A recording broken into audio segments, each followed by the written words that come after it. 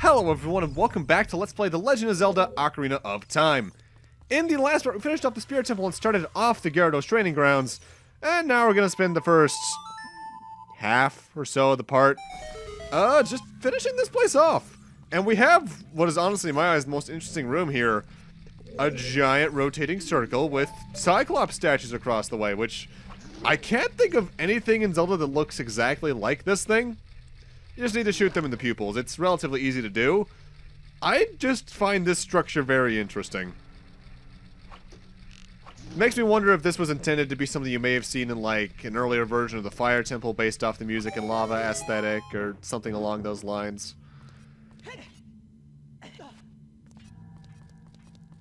Because it's always interesting seeing how a game develops from like the earliest trailer even to the end product, because I don't think I've even talked about the earliest trailers of this game. Originally, this game was just going to be in a single, like, castle. I think it was Ganondorf's castle in particular. And if you look at, like, some of the concept art and early models, like, Link looks a lot like early Zelda 1 Link, just in 3D. It's really interesting to see just how different it was. And that we probably got the better end product anyway, because an entire game being spent in one location like that, at least for dungeons, just doesn't sound right to me. I mean, don't get me wrong, technically speaking, Ico, or Eco, however the hell that's supposed to be pronounced, on PlayStation 2 sort of pulled off something like that, but it's different enough that you look at the end product and you can tell. This room is one I always forget how to do properly. What you need to do is use the Megaton Hammer on these statues around from the Fire Temple until you find one that is right above a switch. And I think it's the far one from me right now, like in the corner directly to my left. But I never remember that, so I have to check each one. Thankfully, you can tell which one it is the moment you hit the first bit of the tower, as it's a floor switch that is embedded beneath it. Come on, controller, work with me. Here we are. Oh, there's also an eye switch. I also forgot about that. Yeah, you can shoot that. But that's not actually needed for what our purposes are here. What that does is that it opens up the door to the room I was just in the case you decided to go this direction in the Gerudo training ground first rather than heading left. Because again, the entire Gerudo training ground, barring like one instance, is essentially a gigantic circle. There it is. I was wrong. It was actually directly to my right earlier. See, I can never remember where that switch is. It's kind of sad, actually. Mind you, it's like I don't commit this place to memory because it's not that important at all.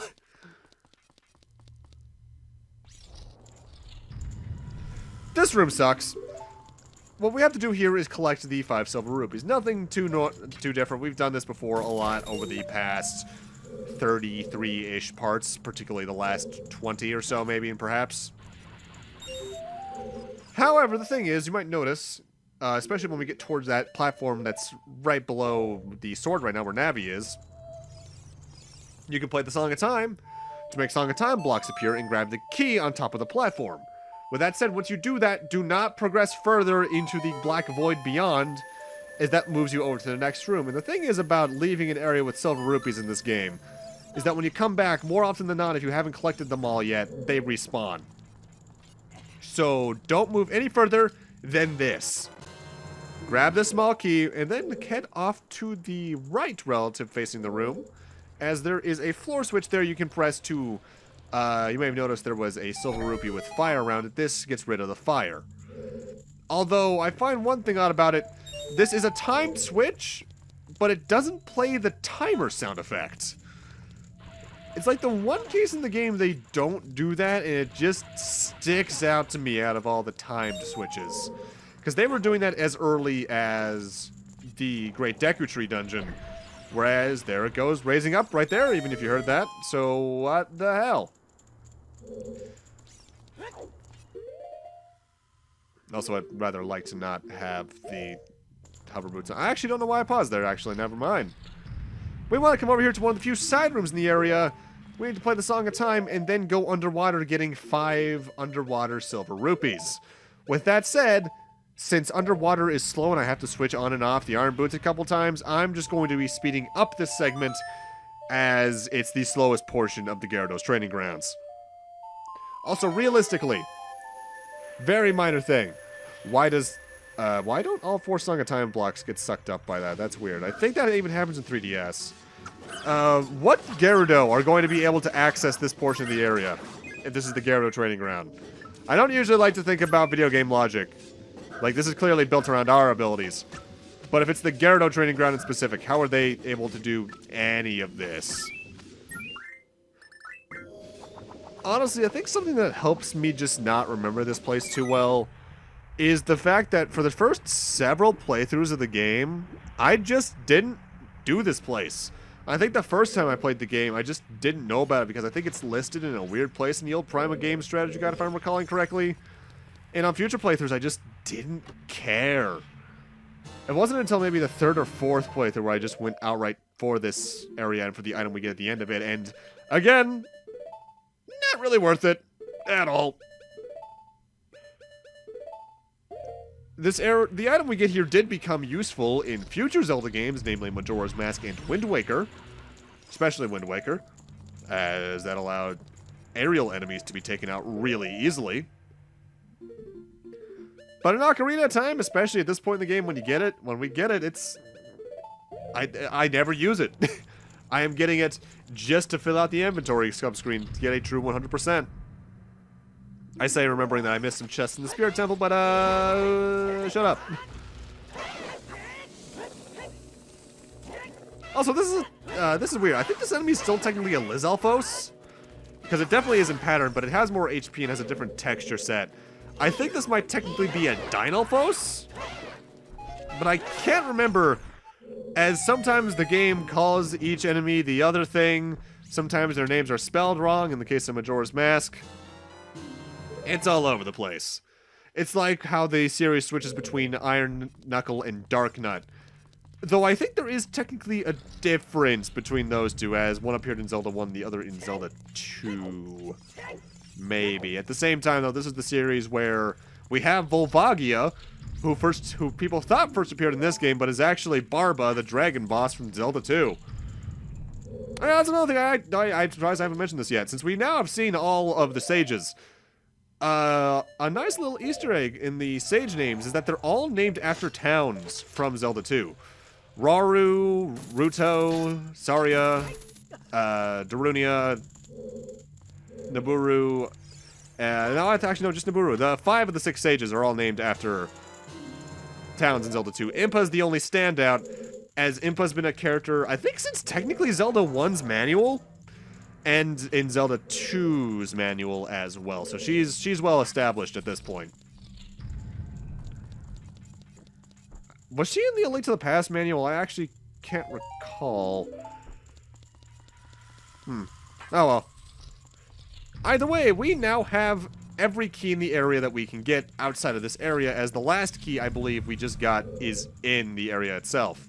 Once you have 7 keys, you can get through the western door out of the 2 first locked doors and start a giant chain of opening more locked doors before we get to the giant chest in the center of the area.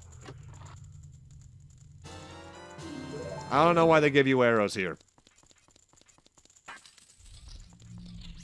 Though that is relatively prevalent, as it's time for us to get the ultimate reward of the Gyarados training grounds, one of the most useless items in the Zelda series in this incarnation of it. We get the ice arrows. Set it to the sea and your arrows will be powered up. If you hit your target, it'll freeze. This arrow magic is granted only to those who complete the difficult training of the Gyarados training grounds, so use it with pride. I will never use it ever, so shut up, game. Alright, so here's the thing about the ice arrows in this game. If you do the Gyarados Fortress and do this as soon as you can with the right items, they're not a bad offensive option. Due to the fact they do damage upon contact and also from freezing the enemy separately if they can be frozen, they are the strongest arrow variety in the game damage-wise. But there's just so little in the game left at this point, if you do it when they, or at least when you're most able to, like right now, they're just not good. In fact, I think somewhere in the game, there's even a gossip stone that says something along the lines of, the reward for this is good, just not as good as you'd think it would be given the difficulty. I think the only time I've gotten these items very early was one playthrough, and I recall them being able to even freeze like Bongo's hands, which isn't bad. It's just, they're not worth the effort. It's a shame too, because ice arrows in the other games are kick-ass. Because in Wind Waker, I believe you can use them on flying enemies to one-shot them because they'll fall to the ground and crash. They're really good in Breath of the Wild as long as you have an amount of them. It's just in this game, they're not worth the time or effort. Which just about describes the Gyarados training grounds. Interesting, but not worth it. With that, though, now it's time for us to do some minor side stuff before we head on to the next area. To start, in the northeastern portion of Gerudo Fortress, at the northern target in the training ground, or the horseback archery, we can find the gold Skulltula I was meant to get earlier in the game, but I just forgot to get it when we could. Next up, I want to teleport over to Kakariko Village. That's the word I'm looking for. As there's an item in the game I haven't really talked about yet that's going to be very useful for the endgame areas. In specific, you might remember, we checked out the potion shop earlier in the game. And they had a green potion which restored magic, and a red potion that restored health. And those are good items to spend your money on, all things considered. However, you also might remember the old lady we talked to early on in the Bigoron Sword side quest. If we talk to her at this point in the game, she gives us a new option for an item that, let me tell you, you're just going to want. It's the only place in the game you can get it, and it is expensive, but it's worth having at least 2 bottles full, I would say. I forget when this first becomes available in the game. It might be after you do the Bigoron Sword side quest. It might be after a certain amount of temples. It's been a while, and I seldom go after it before this point in the game. Ultimate potion? How about 100 rupees? Sure. We get Blue Potion. It's a mixture of the red and green potions. It restores your health and magic power to full. Super good, not worth getting before this point in the game. In my eyes, at least. As you seldom take enough damage or use enough magic in a row to make more than a green potion or red potion individually worth it at this point. With that, Raru told us about a part ago to head back in this general direction, as apparently someone's waiting for us in the Temple of Time. Alright, let's see what's waiting for us then. Hello? I've been waiting for you, Link. Who's... Ah, Sheik buddy, how you doing? Link, the hero of time. You have overcome many hardships and awakened 6 sages. And now, you have a final challenge, a showdown with Ganondorf, the king of evil. Before that, I have things I want to tell only to you. Please listen. Another unknown legend of the Triforce passed down by the Shadow Folk, the Shikas.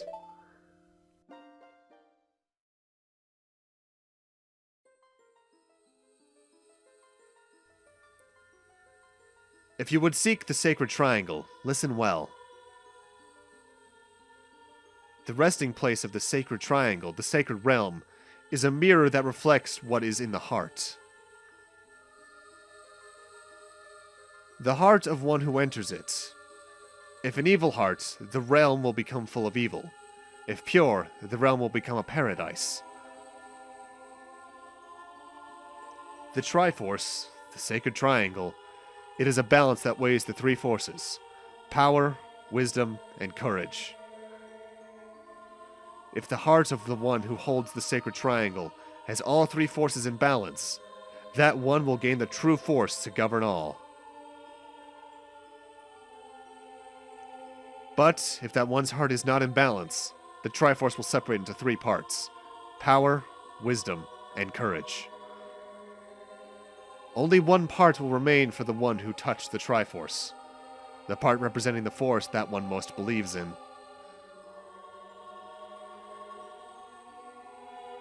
If that one seeks the true force, that one must acquire the lost 2 parts. Those 2 parts will be held within others chosen by destiny, who will bear the Triforce mark on the backs of their hands.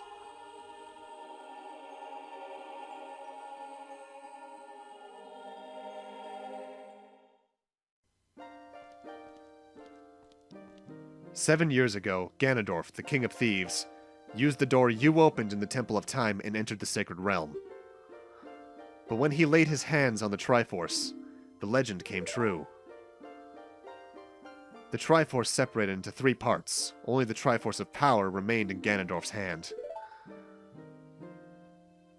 The strength of the Triforce of Power enabled him to become a mighty, evil king, but his dark ambitions were not satisfied.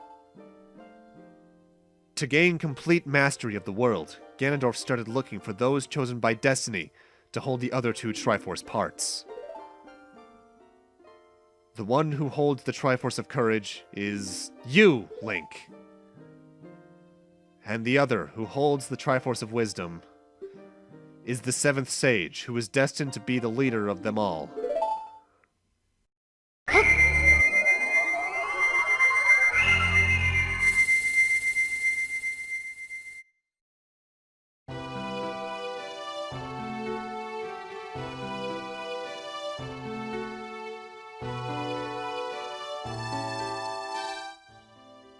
It is I, the Princess of Hyrule, Zelda.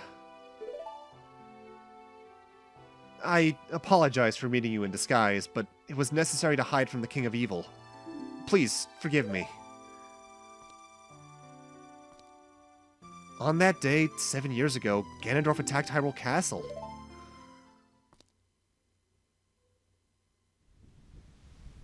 I saw you as I was escaping from the castle with my attendant, Impa.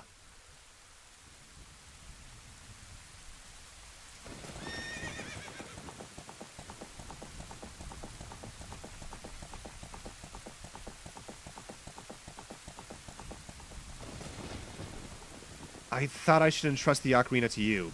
I thought that would be our best chance.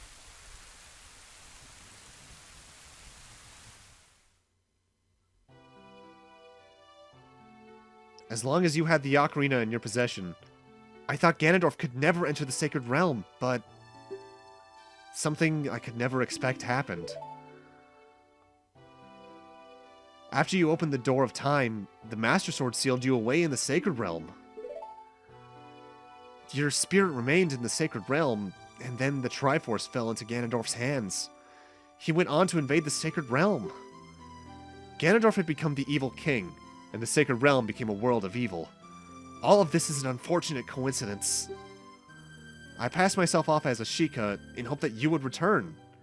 I waited for 7 years.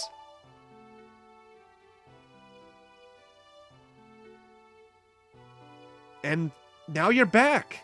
The Dark Age ruled by Ganondorf the Evil King will end. The 6 sages will open the sealed door and lure Ganondorf back into the Sacred Realm. I will then seal the door to the Sacred Realm from this world. Thus, Ganondorf the Evil King will vanish from Hyrule. Link, in order to do this, I need your courage again. Please, protect me while I do my part. And here is a weapon that can penetrate the Evil King's defenses. The power given to the Chosen Ones. The Sacred Arrow of Light.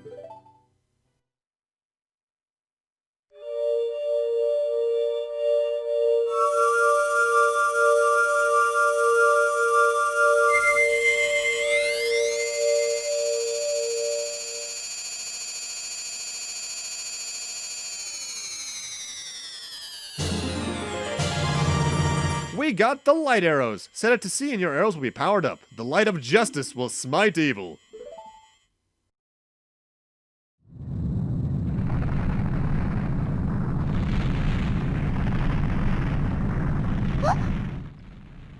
That rumbling. It can't be!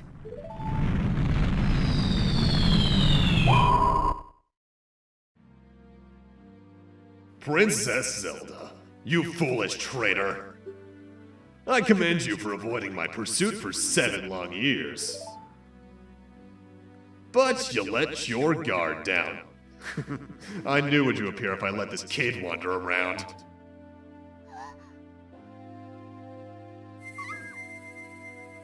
My only mistake was to slightly underestimate the power of this kid.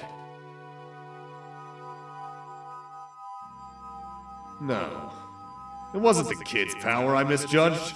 It was the power of the Triforce of Courage. But, with the Triforce of Wisdom that Zelda has, when I obtain these 2 Triforces, Then I will become the true ruler of the world. If you want to rescue Zelda, come to my castle.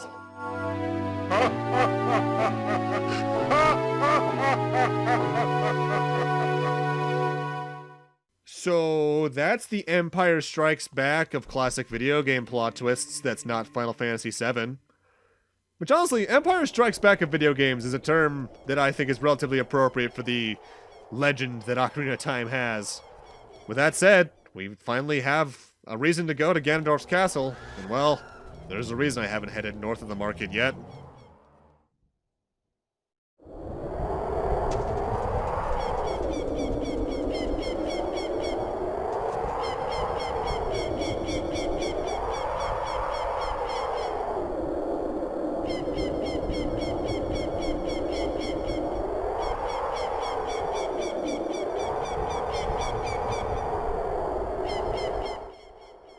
Welcome to Ganondorf's castle. He's done a lot of remodeling, to say the least. Let's head on in. Link, can you hear me? It's Rauru, the sage. We six will gather our power to create a bridge to the castle where Ganondorf dwells. The castle's keep, which is known as Ganon's Tower, is protected by 6 evil barriers. Bring down the 6 barriers and save Princess Zelda!